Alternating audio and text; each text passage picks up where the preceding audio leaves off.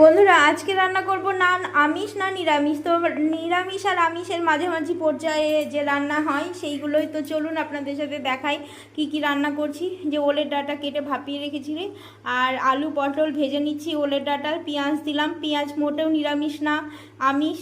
তো মাছ মাংস কিছুই হচ্ছে না। আর এই যে হচ্ছে মুসুরির ডাল, কুকারে মুসুরির ডাল একবারে দিয়ে দিয়েছি পেঁয়াজ রসুন কুচি দিয়ে। এবার ভেজে নিয়ে জল ঢেলে দিব, দিয়ে কুকারে সিটি দিলেই ব্যাস ডালটা হয়ে যাবে। আর এইদিকে আর একদিকে বসিয়েছি, হ্যাঁ, ওলের ডাঁটার এই যে মশলাটা দিয়ে দিলাম। তো দুইটাই একসাথে হয়ে যাচ্ছে। আর একটু তেল দিয়ে দিলাম ডাঁটাতে। এই তরকারিগুলোতে একটু তেল না হলে ভালো লাগে না। আর এই যে করলা ভাজা, আর করছি আলু ভাজা। আর এই যে ডালটা হয়ে গিয়েছে।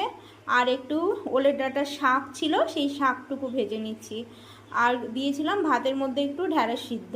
এই যে আমার না আজকে না নিরামিষ খাবার না আমিষ খাবার।